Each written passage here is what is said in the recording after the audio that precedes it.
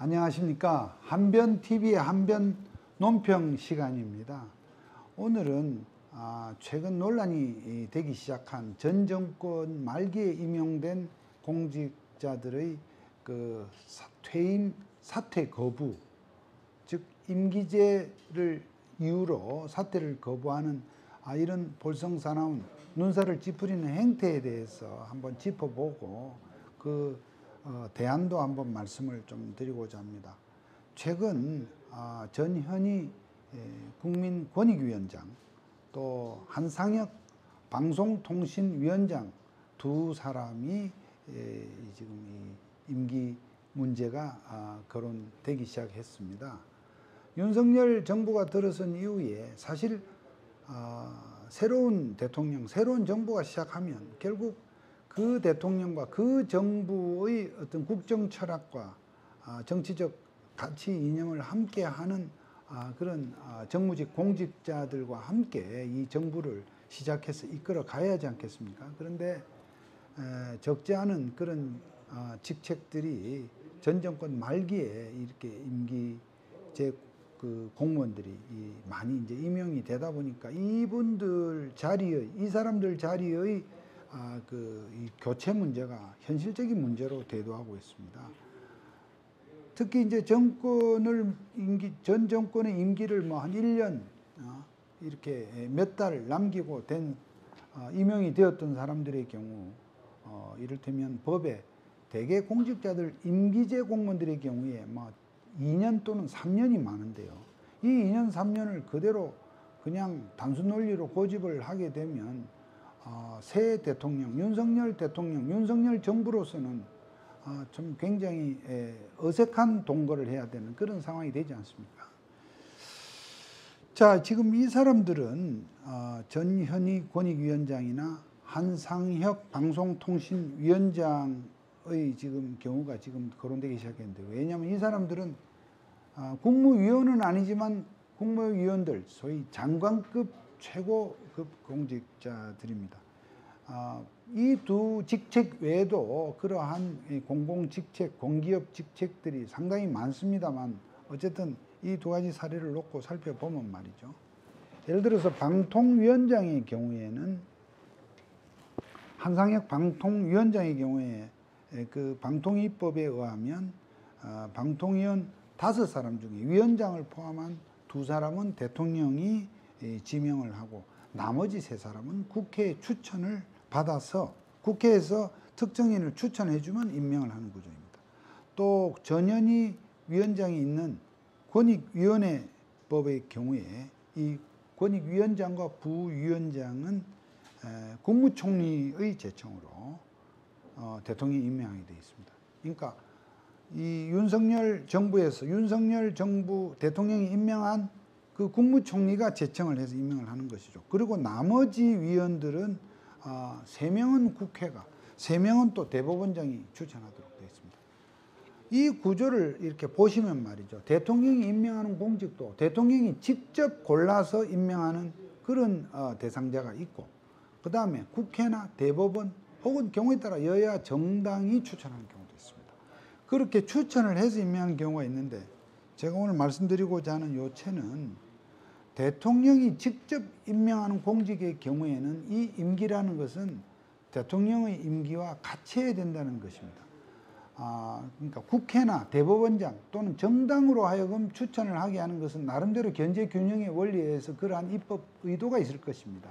그러한 추천에 의해서 대통령이 임명하였다면, 대통령이 바뀐다 하더라도 국회와 대법원과 또 추천한 어떤 정당의 그 입장이 있기 때문에 유지한다 할지라도 대통령이 스스로 골라서 임명하는 것은 자신의 국정 철학과 가치 코드를 같이 하는 분들일 것입니다.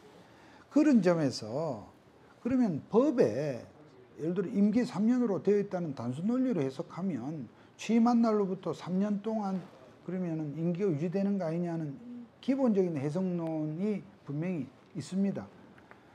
사실 이것을 입법적으로 해결해서 이 대통령이 교체되면 그때까지 남은 임기에도 불구하고 임기가 종료된 것으로 본다, 이렇게 입법적으로 해석하면 더없이 명쾌하겠습니다만, 지금 현재의 이 야당의 구도로 봐서 그런 부분이 만만치는 않습니다. 그런 가운데에서도 이 적어도 정치 도의적으로나 그 밖에 여러 가지 이 자리의 속성 또 이런 전후 관계를 볼 적에 지금 현재 전 정권, 문재인 정권에서 임명되었던 사람들에 대해서는 자녀 임기에 관계없이 굳이 이 부분을 무슨 뭐 수사를 해서 비리를 캐내서 불명예스럽게 이렇게 해서 법적으로 쫓아낸다는 그런 방식보다는 서로 간의 어떤 정치적인 타입에 의해서 물러가는 것이 저는 어렵지만 그러나 반드시 우리가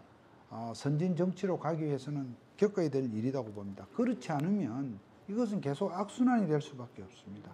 어떤 대통령, 어떤 정부라도 그 5년 단임제인 우리 헌법 체제 하에서